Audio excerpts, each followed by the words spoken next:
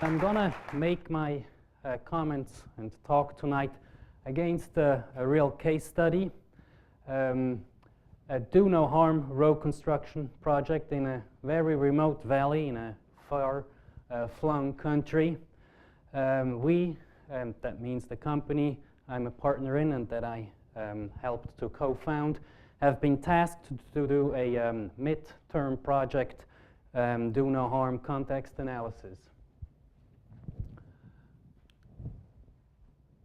The project as such had a very positive impact. For example, it raised income levels for farmers throughout the area. However, it also came at a very high cost, as you can see on this slide. For each kilometer of road built, civilians and armed militias were killed. So how do we manage negative impacts of development projects, and how can we exploit the positive impacts? And the argument I'm going to make throughout this talk is by better understanding the concepts of complexity and emergence. The usual way we go about is understanding the levers through which we interact with the systems in which we are working. Some of these levers are, for example, actors. On the left side, a local employee of the organization who built the road. In the middle, an international consultant. On the right side, a guardsman of a local militia active in the area. But we don't want to know only the actors, which we in our case did by doing social network analysis. We also want to know about their reasoning, about their behaviors. How do they make decisions? And what kind of actions do they take? In our case, we used a participatory gaming approach to better understand how farmers, traders, shopkeepers, power brokers make decisions in this particular valley. Finally, we wanted to know what is the population, who is the population in which this road project is actually implemented. To do so, we conducted a population synthesis, which is basically about estimating each and every unit in a given population on the individual and on the household levels with regard to age, income distribution, where do they live, how much land do they hold, and so forth. But the question is this really enough? Well, I would probably say no, because what we really want to know is what are the consequences of our actions operating in a given social system. And understanding the consequences of our actions has a lot to do with understanding the system in which we operate. So how can we go about that? We chose an approach called social simulation.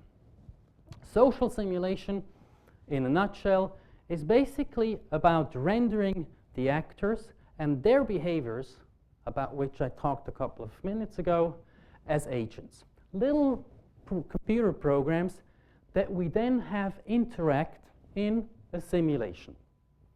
Resulting from these interactions are certain dynamics and patterns on a macro level. Now, this idea of social simulation is darn close to what we call emergence. And emergence is a key concept in complexity. But the problem with this is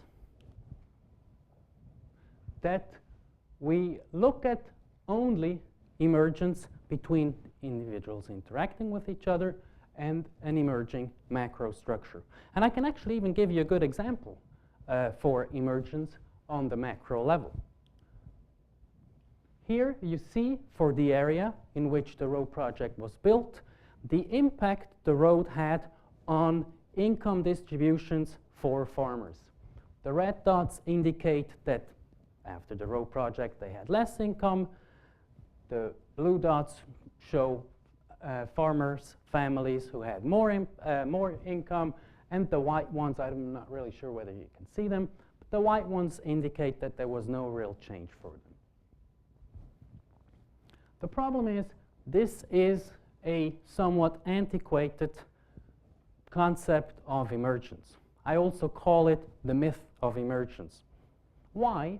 Because individuals interact with each other on the micro level, giving rise to structures on the macro level.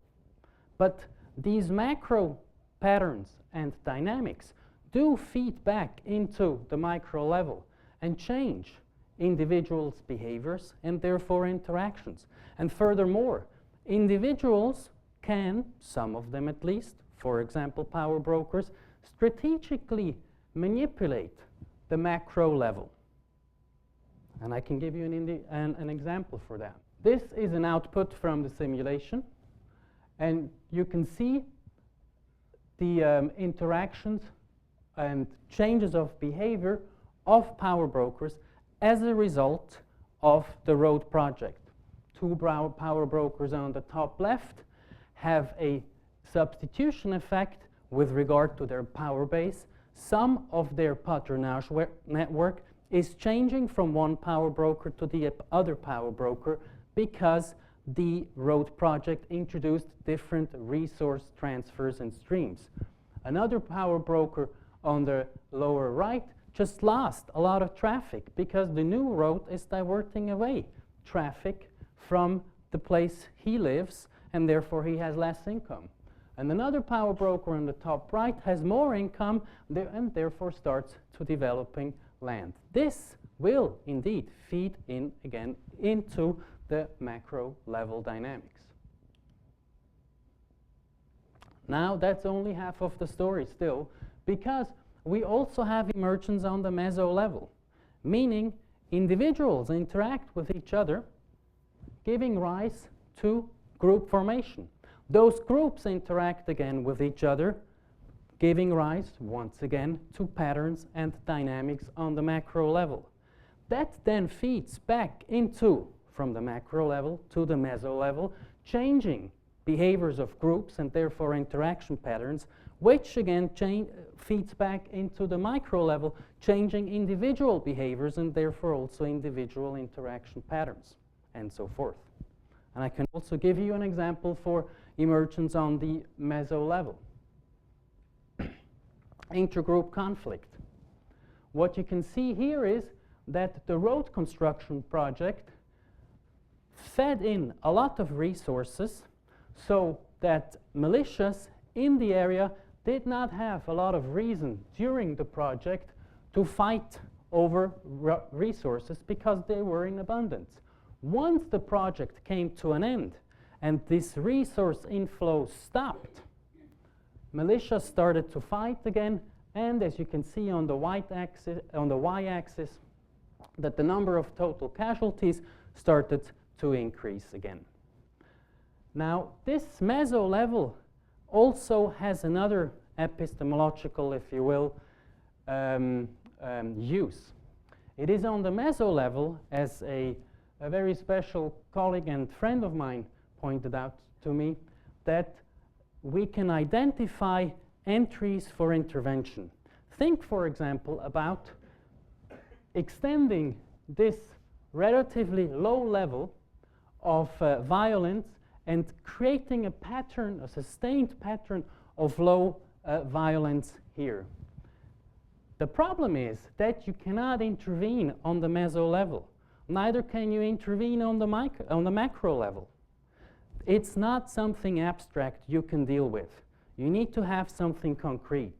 This concrete something is situated on the micro level. For example, the power brokers. You can negotiate with them, you can talk to them, you can mediate, and so forth. It is there where you need to go through these levers we identified before. This, again, will change behavior on the individual level, leading, hopefully in this particular case, changes to level of on the meso level, which then will feed up to the macro level, for example, leading to even more improved economic conditions throughout the area. And of course, this then feeds back into the micro level again, in this case, changing behaviors of power brokers. So to make a long story short, emergence and complexity are great tools to understand and inform, ultimately, management for projects, programs, perhaps even policies, but only if they're understood properly in their entire complexity and if they're applied in conjunction with a methodology that is commensurate with the complexity of the task.